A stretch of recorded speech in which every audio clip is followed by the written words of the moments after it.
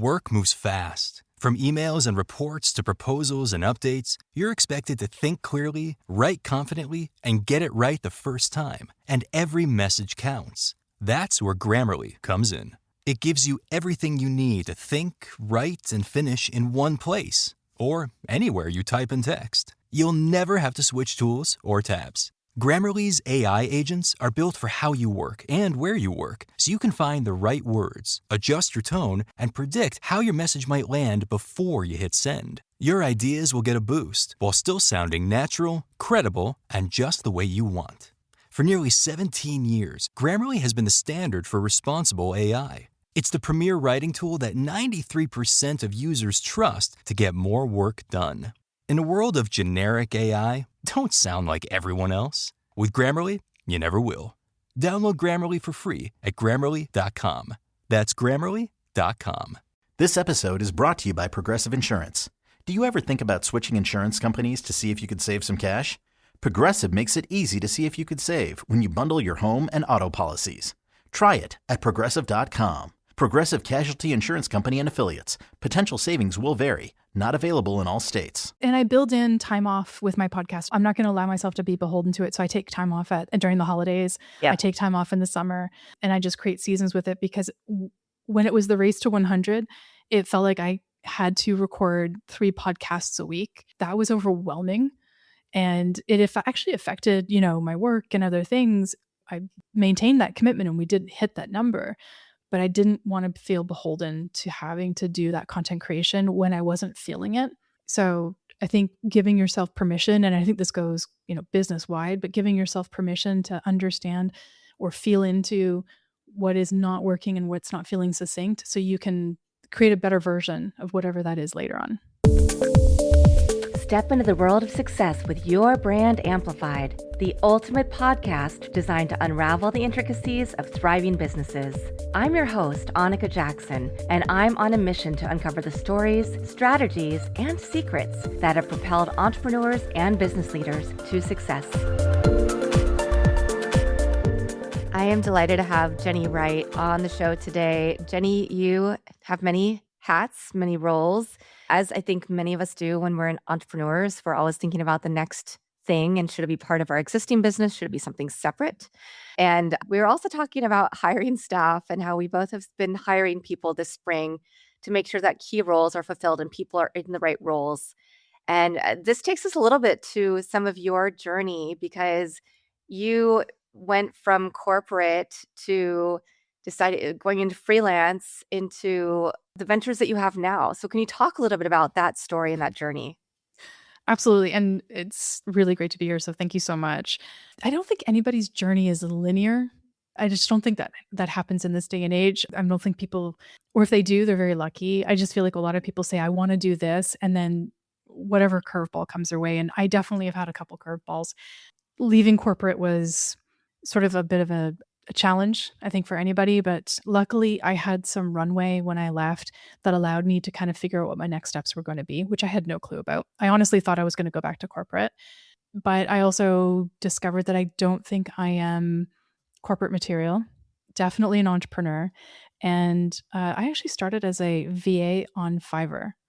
So I decided, I really humbled myself, and I thought, okay, I'm not going to have any ego about this. I need to learn about this online space. I have no idea. And this is back in 2012, right? So there's not a lot out there for you to learn about what everything was. So I started on Fiverr because I thought I'll start at the bottom and work my way up. And I was on there for a very limited amount of time, but it did help me understand all the permutations of what was going on in this digital space. And I landed into summits, virtual summits, like online summits back in the day, and really focused and niched in. So even though I wear many hats now, back then I was incredibly niched in, and I think that helped grow the business a lot faster. You did a lot of live events previously. I did, yeah. In corporate, I did a lot of live events, AGMs, huge conferences, right? So, running an online event with like 25 speakers was easy at that point. So I could do many. I was juggling like 18. At one point, I was juggling 18 virtual summits at the same time. Wow. Oh my gosh. And I would say that is definitely a skill set, because there are a lot of people who try to make that transition and don't make it successfully, or they start off going, ooh, I'm going to do virtual summits, and they know the steps, but they don't necessarily know that secret sauce, right? That thing that's going to propel their events to huge success. Absolutely. Totally agree with you. So talk to us a little bit about that. What was it that you think made the difference for you beyond your extensive live event background? I think it goes a little bit further back, and it just goes to the tenacity that I think I learned when I worked at Costco Wholesale for a very long time. And I also worked for my parents for a very long time. And both of those taught me to just learn everything you can about like what space that you're in, be pliable to any new opportunity. So when I worked at Costco, I worked in the deli. I was a front end cashier. I worked in the office. I did accounts payable, receivable. I pushed buggies in the middle of winter in the lot if they needed. I worked in the photo center. Like I did every job there was because I wanted to learn everything I could about the business and I wanted to be indispensable. And I think that along with some really great experiences and some incredible mentors along the way, it taught me how to look at events and businesses differently. I have a skill, either innate or learned, where I can look at a business and see the opportunities. I can see the missing links, or I can see the cracks or the openings where leads are leaking out, where the ecosystem isn't completely contained.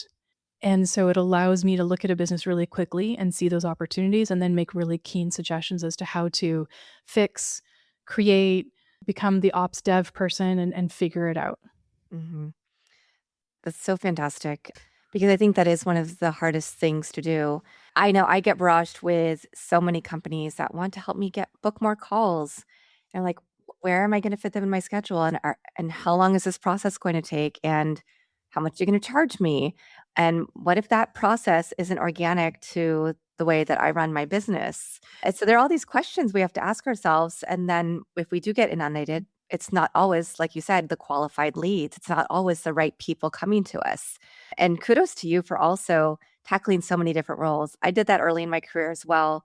When I was in magazine publishing, when people read print magazines and had them delivered to their homes more than they do now. And I did everything from reception to accounts payable and receivable to subscription and circulation to marketing, events, because I also wanted to learn about different parts and I also wanted to be indispensable. I wanted to say, I can figure this out. I can tackle this. And that was in the days before we even had voicemail. So I had to literally like be the secretary and take down messages for people and the whole thing. But it gave me a lot of skills that are still valuable today. And I think I see the same thing with you. Yeah, we share that. Yeah. So talk a little bit about the summits, the first piece of hooking them in and that list building that you utilize, because I think that's one of your big strengths, right? Is not just chasing followers or building lists to build lists, but actually building lists that are engaged and want to buy. Yes. Really interesting thing that happened when I started doing these online events is that I saw that there was a massive disconnect between the person's business and what they wanted to do and the leads that they were attracting in these virtual events back in the day. It seemed to me like a catch-all. It was like a big net getting every single different type of fish, coral and garbage, all in one thing, as opposed to focusing in and getting the one true potential client. And then I also noticed there was a massive gap between finding those people and then engaging with them enough to get them to become a warm lead. So I had two huge problems to fix. The industry wasn't supporting that. Everybody was being told at the time to just create a virtual summit or, put out a bunch of webinars or create a video series, get as many people on your list as possible. And don't worry when you send out your first sales email that you lose half of those people with the first email. Build a list of 5,000, but you're going to lose 2,500 right away. And this literally did happen. I watched it happen because I was still learning and I was working with clients and I watched it happen. And I was aghast. I was shocked, very dismayed that this was the thing. So how do we overcome that? Because if I can get 5,000 leads, how many of them can I create qualified leads? And the answer was, I can't get 5,000 leads. I can get, 1,500, 2,000, maybe 2,500 of highly qualified leads that are ready and willing and able to make the next step. And so when clients would come to me and they're like, I need to grow a list of 5,000, I'd be like, okay, reality check. That's not going to happen. And here's why, but here's why it's better. So I developed this system that got us better qualified leads. And that is through a better speaker process. It's what I call your runway. How do you develop the runway so that when you get to the summit, your leads are already pre-qualified?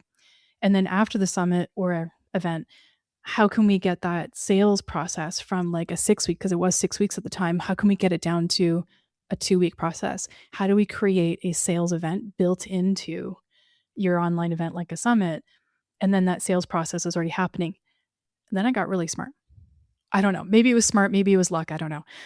And I thought, why can't we just overcome all the objections that people have to your program, product, or service and have that built into your runway and your event? So by the time that you put up your sales information, that they've already gone through that process that everybody goes through, right? Price, time, effort, place in life, all that kind of stuff. And we resolve most of that.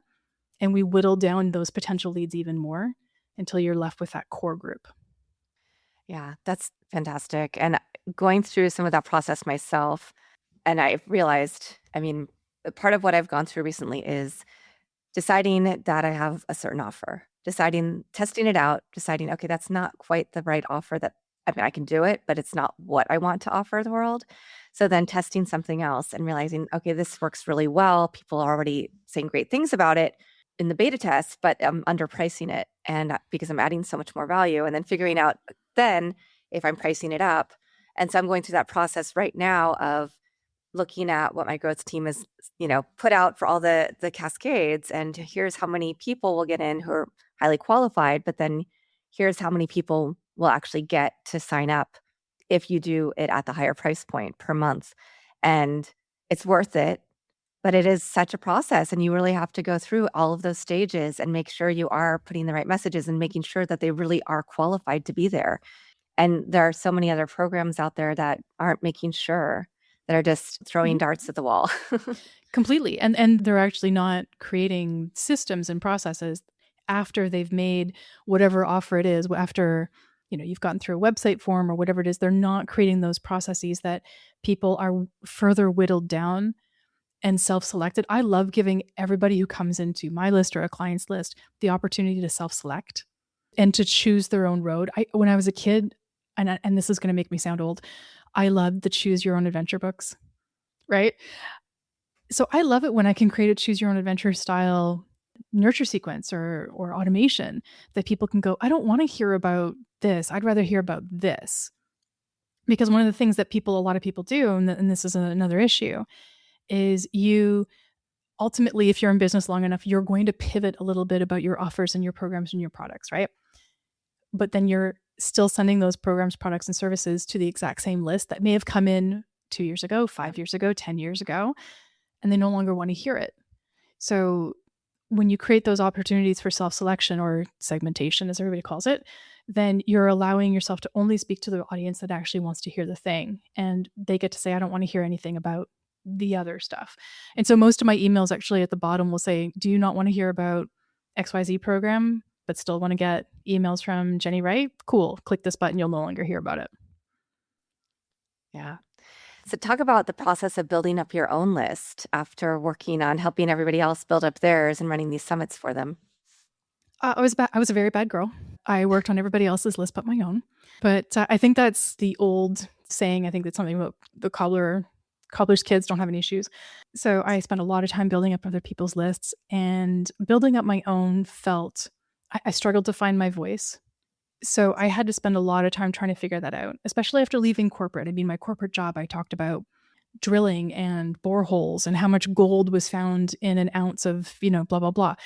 And to become less formal was a process, and to connect to my own voice, I think honestly took me well over 2 years, sad as that sounds.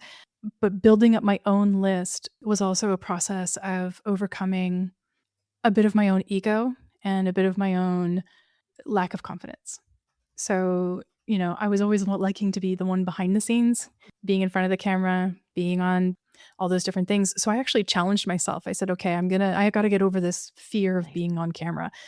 And I'm a bit of a if you dare me, I'll do it person with stuff like that. So somebody dared me to do as many Facebook Lives as I could in 30 days. Oh my gosh. So I did 50. I think this was December of 2019. I did 50 Facebook Lives, and I no longer have that fear. Let's say that. It's gone. It's completely gone. But what it allowed me to do is it allowed me to evolve and be able to say, okay, I actually think I can do a podcast, and I think I can do more in-camera stuff. And yeah, you know what? We do need to have a photo shoot. So I do need to have those lifestyle photographs. And I can't rely on my amazing boyfriend to like take pictures of me and hope that they'll come out great. As amazing of a photographer he might be, I need something more professionally set up. So yeah, a lot of those things are the backstory. And I think everybody has that to be able to grow their own business. You overcome a lot of your own ego, a lot of your own issues. What really sort of allowed me to grow my list exponentially was being in the right rooms with the right people, committing to consistency. And that meant in engaging with my list, but also growing my list and also finding the ways to list build continuously so I could outpace any attrition. Nice.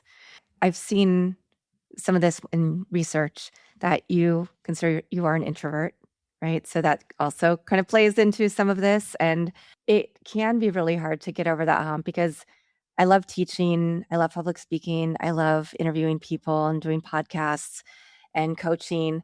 But I also, if I'm at an event, I want to be behind the scenes. I feel weird if I'm not doing things and kind of the worker and, not unless I have to be on stage or something like that. I'd rather just work and not have to do the small talk and some of those things. So I've come back to the realization that I've masked as an extrovert for a very long time, but I'm actually quite introverted when it comes down to it.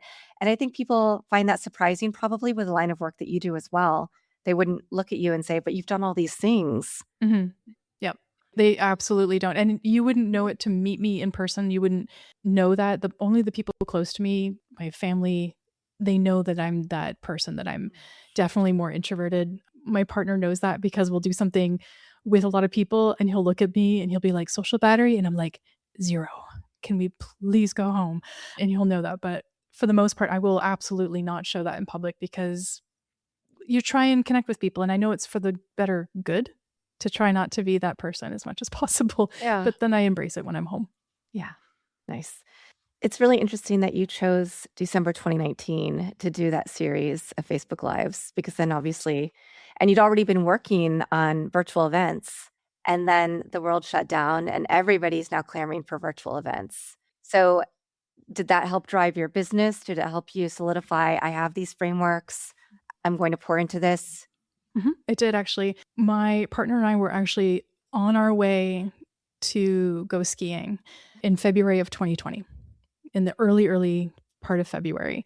And everybody knew something was going on, but it wasn't until March that the world kind of, I think it was like March 13th or something when the world sort of kind of shut down. I was doing Facebook Lives from a car at that point because we were driving to this location a couple hours away. And on the way home, that's when we knew things were going bad. Even the town that we were in, they were like, oh, there's like, this issue's happening. And obviously the world changed. My business grew. And then I doubled down. I said, okay, I've done all these Facebook Lives. I've overcome this fear. Let's develop a podcast. Now, I didn't feel confident enough to develop it on my own. I actually co-hosted it with a friend of mine at the time and ran that podcast. And then I gave myself another challenge. I thought, let's get 100 episodes done right away. Like a race to 100 was what my friend and I called it at the time. So we were putting out 3 episodes a week. I don't do things in halves. I really do go for it. So we were able to get to 100 pretty quickly, and that overcame that fear. And then I got really comfortable with not scripting and not being ultra prepared, having prepared, done research, but not being ultra prepared. And it really did allow me to take my event skills to a new level. And it only helped me create better processes for the events that my clients were trying to create, because I'd already kind of run through the wall for them on what was working and what wasn't at the time, and was able to give them sage advice. Well, and talk to us a little bit about because that many Facebook Lives, I mean, that's quite a bit. What did you talk about when you were doing 50 in 30 days in that December 2019 and then continuing to do Facebook Lives? Yeah. What was I talking about? back then we didn't have the AI, but there was this really cool website that you could put in your topic. So you put in your niche and your 2 or 3 subtopics that you would teach about, and it popped out 50, funny enough, 50 different titles, and they were all in the form of a question. And some of them were really, really good, and some of them were really, really crap. And I think it was a headline generator website, actually. So it wasn't meant for, creating Facebook Live titles, but I thought, okay, well, this is going to help me at least generate some ideas. So it gave me 50, and I thought, okay, I'm just going to like knock these off one by one and see what hits and see what doesn't. And what was hitting was lead gen, converting leads, how to overcome sales process, how to sell. I actually still have the list and the dates that I did all those Facebook Lives. And then I just started repeating kind of the biggest hits from that first time into the next year. And quite honestly, I didn't really continue the Facebook Lives much long after that because I got into the podcasting side. And then I just carried those topics over. So the biggest hits from those Facebook Lives eventually became the podcast episodes that I later developed. Yeah, it was good. Yeah. So talk to us about the podcast. Where are you now? Yeah, the podcast that I had with my friend, we sunsetted that podcast a couple of years ago. And then my partner and I came up with a podcast called Acquire. So Acquire is all about acquiring leads and acquiring business and growing. And I've been on hiatus with that podcast since September of 2025 because I really wanted to change the direction of that. There's a book in me somewhere, and I wanted the podcast to be reflective of what I was trying to create with this book. And so my partner and I have been strategizing on just like, what is the next iteration of Acquire going to be? And we're getting ready to start recording. So that's exciting. Oh, fantastic. Yeah. Good. It's a great name. Thank you. I mean, Thank right you. there. So I think that alone, I'm sure people are still listening to your previous episodes. Yeah. And I appreciate that you did have a podcast that sunsetted. You started another one, but instead of sunsetting it, you've just taken a little hiatus. You're rebranding it a little bit because that's what I've done with your brand amplified too. I've never stopped doing it, but I've keep making little tweaks. And I'm at that point right now as well, where I'm like, it's doing really well, but I'm seeing different kinds of episodes that are performing better. So now I want to start figuring out how to structure more of those in. And then you can still have the other podcast ideas and the other things going on, but Exactly. And I build in time off with my podcast. I'm not going to allow myself to be beholden to it. So I take time off during the holidays. Yeah. I take time off in the summer, and I just create seasons with it because when it was the race to 100, it felt like I had to record 3 podcasts a week. That was overwhelming. And it actually affected, my work and other things. I maintained that commitment and we did hit that number, but I didn't want to feel beholden to having to do that content creation when I wasn't feeling it. So I think giving yourself permission, and I think this goes, business wide, but giving yourself permission to understand or feel into what is not working and what's not feeling succinct so you can create a better version of whatever that is later on. Yeah, 100%. And you did that too. Yeah. What is it about people building off of other audiences? And I always talk about this from the PR and branding side as well, but not necessarily the list building, because there are a lot of people who do 30-day challenges on social media. They have Instagram, TikTok, Pinterest, YouTube. But I know for me, I always say, but you don't have the list. But how important is it? Because do the people who usually listen to that kind of content, are they the right people that are going to convert to a list that's going to come to a virtual summit, buy your course, do other things later? Very little is my opinion. So I still think that, but the caveat for that will be LinkedIn, I think, in a lot of ways, and possibly Instagram. I have not seen a lot of conversion coming from organic on things like TikTok to the list. There's a lot of, except if it's templates. Oh my gosh, if you've got templates like how to improve something, like if you want to give somebody a template so they can create a home budget, great, put it up on TikTok. You'll get lots of people wanting to buy your template for $9 or whatever you're charging. If you're doing fitness, 100% TikTok's the way to go. You're going to still grow your list and things like that, buy your course, etc. But it is much harder, I find, to get those really incredible leads for business growth. Right? So it depends on the niche. Everything works dependent on the niche, dependent on the platform, right? So the strategy is always going to be bespoke for whatever that program, product, or service is. There's no blanket where to find your list. But I do think it's incredibly important to try and build your list off of those platforms. We've seen every single one of them go down, or the threat of removal of various platforms. And then some of them are, just completely changed. Remember Clubhouse? Where's Clubhouse now, right? Like, it's not here There- anymore. Well, there's actually one podcast that records on Clubhouse that I No know of. way. So the sound quality is not fantastic, but it's all people who are very entrenched in the podcast world. So it's interesting, but I don't listen to it on Clubhouse because they do it so early in the morning on the East Coast and I'm on the West Coast. So, but I listen to the episodes sometimes. And again, the quality's not there necessarily in terms of sound, but in terms of advice, in terms of the issues they're talking about, it is. But that's the only thing that I know still exists on Clubhouse. So, And Clubhouse had its day. I mean, Clubhouse Yeah. had its day during the pandemic. It was the darling and the Yeah. place to be. And we were all there because where else were we going to be, right?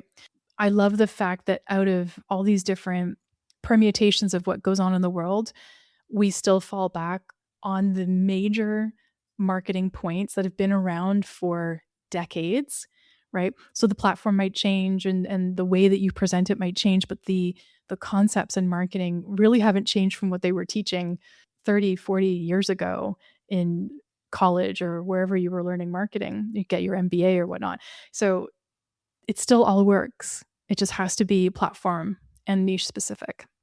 And speaking of, because you were already doing virtual events, how much have they changed or have they not changed from the time you started and to now? Because I still see there are still a lot of people obviously doing the webinars, the events, some very successfully. I actually just got asked to potentially be a speaker at an AI business summit coming up because I do a lot with AI too. So I'm really excited about that one. But I'm the kind of person who's always going to say yes if given the opportunity, because I know that's a new audience to me.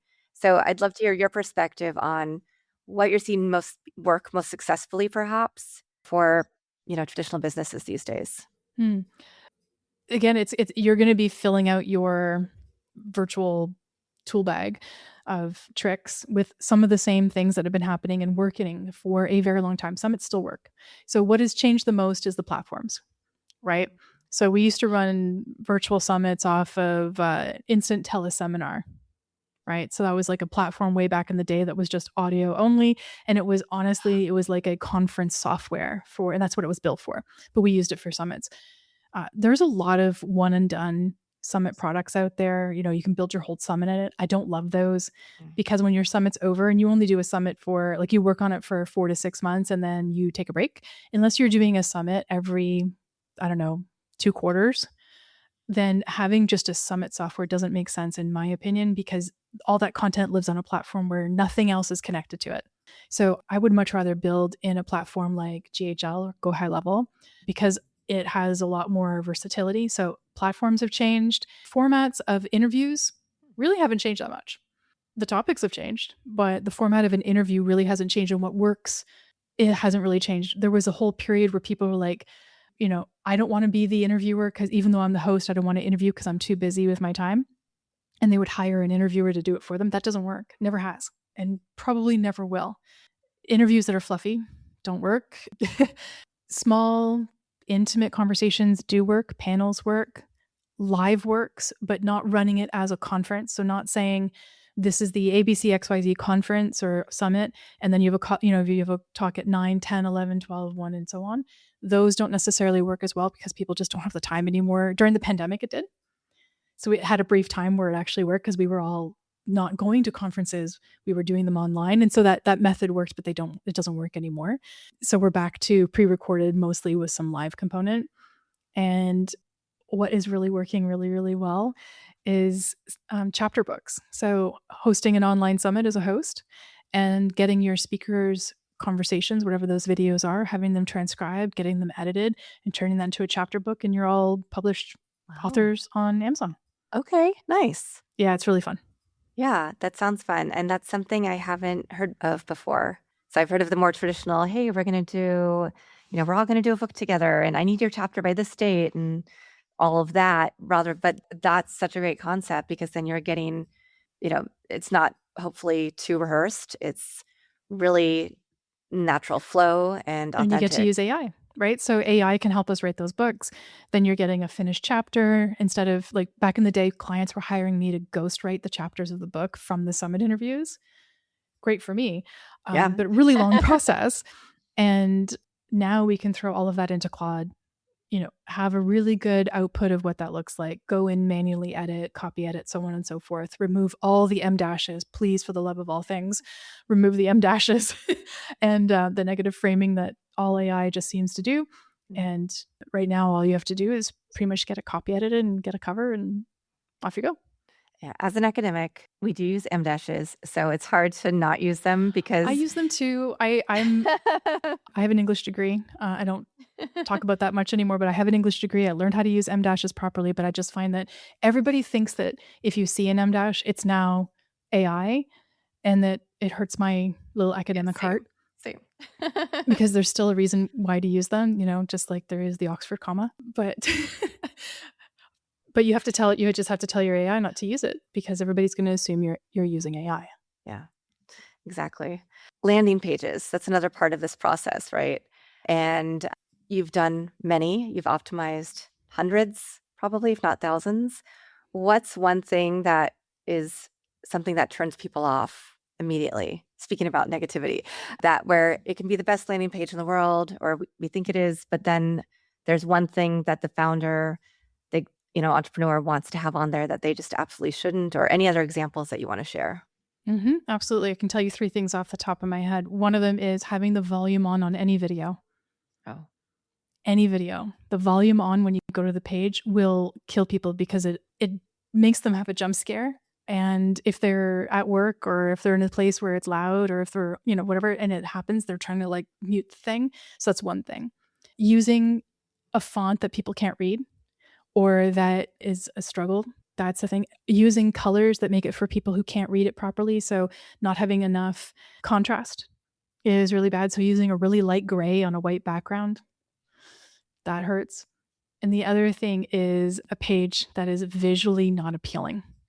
And that could be subjective, but it actually isn't that subjective. Everybody has a similar like when it comes to certain things on pages. They like because you want to evoke a calm feeling or you want to evoke an excited feeling or you want to evoke like whatever feeling you're trying to evoke. Everybody who's going to go to that page is going to want that feeling, and doing things that are counterintuitive to that will immediately cause problems on that page, right? And then anything that buries the lead, anything that throws what you're doing, what you want to sell, who you are, and it buries it and they have to go searching for it. If they can't see it in 35 seconds, they're gone.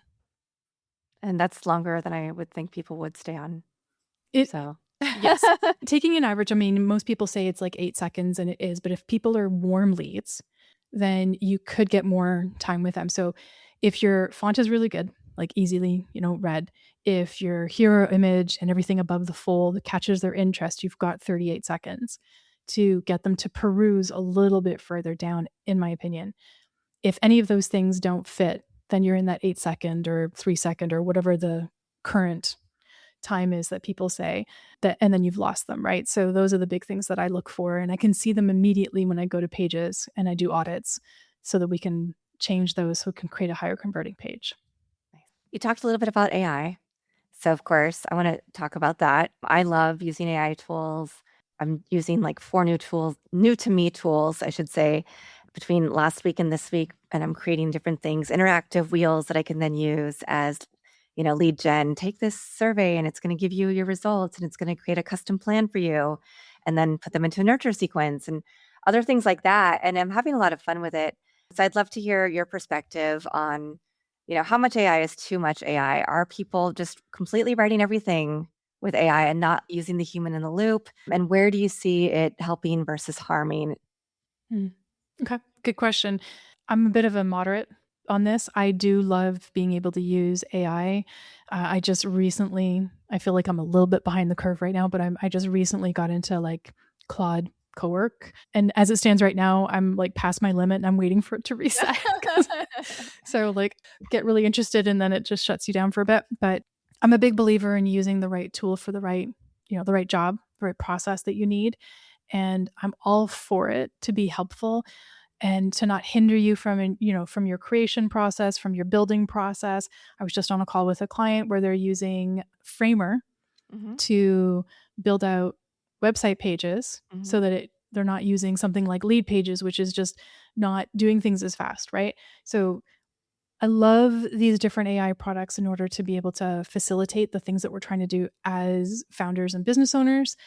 Where I think we're still seeing issues is, and I call it the pendulum, we've swung so far with the pendulum to everything being AI. And I think we're starting to see that pendulum shift come back a bit, where everybody is noticing that we do need to add in that human element, that the human voice, the human, touch to your copy, to whatever is great. Like I just got a video back from a client that they used AI to completely create the video without her in it. She just, did the 40 seconds of her voice and her face and did the head up to the side and everything. And they just completely did it with AI. It's good, but is it good enough?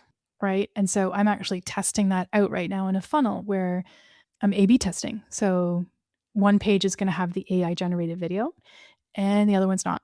Oh, that's so smart.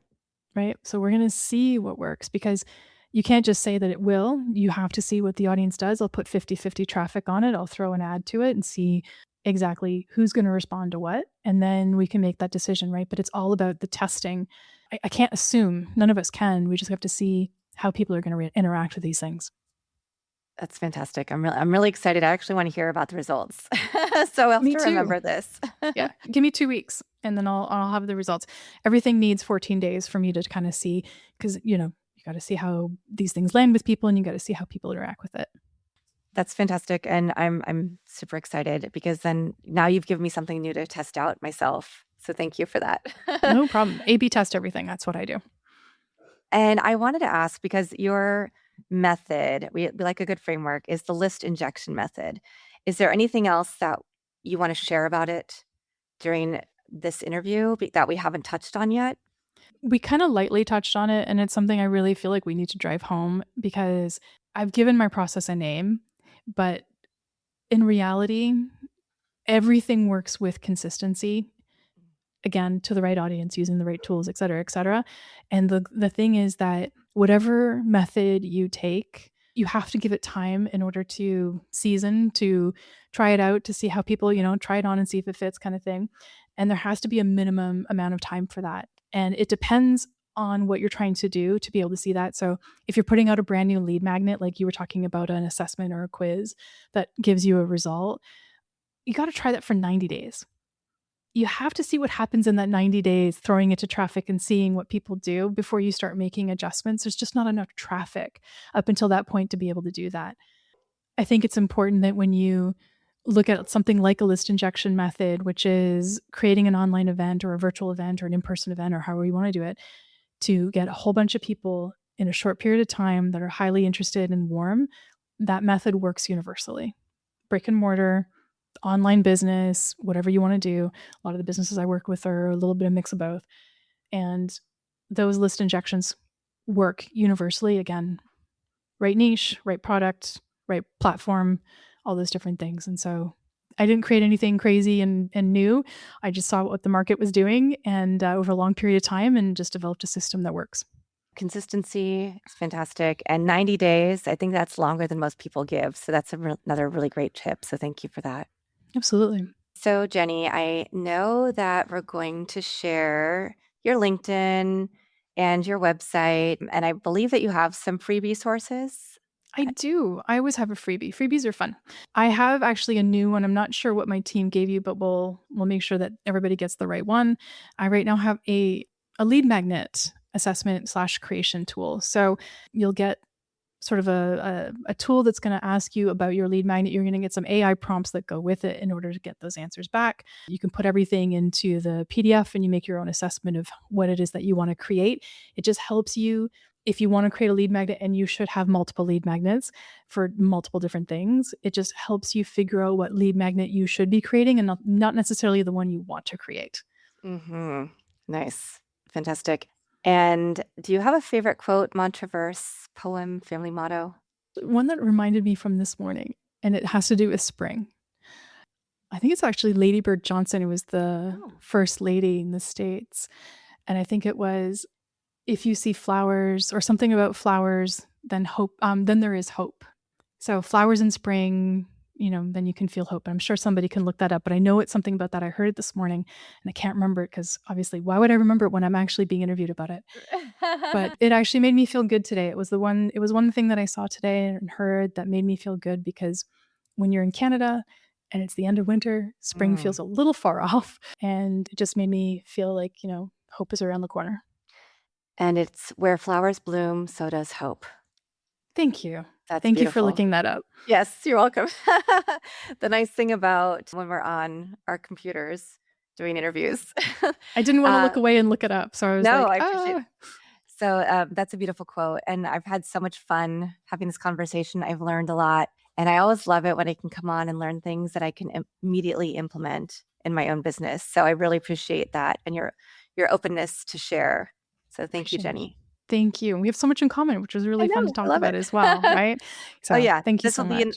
a continuing conversation, whether online or off of the Riverside app and just the two of us. I'm really looking forward to our new relationship. So Me too. Thank you so much. Absolutely. And thank you to everybody who is watching this episode or listening to it. I know that you got a lot of value. Check out Jenny's freebies. I'm going to go download them right now too, because that's one of the beautiful things. I get to talk to so many people and find things that I can use, that I can also test and then recommend to people. And that's one of my favorite parts of having a podcast. So thank you again, Jenny, and thank you to everybody who's listening. And I'll be back again with another amazing guest very soon to share tips and tricks with you. Thanks for listening or watching to this episode of Your Brand Amplified. Don't forget to leave us a rating or review on your favorite podcast listening platform. And if you want to learn more, check us out at yourbrandamplified.com.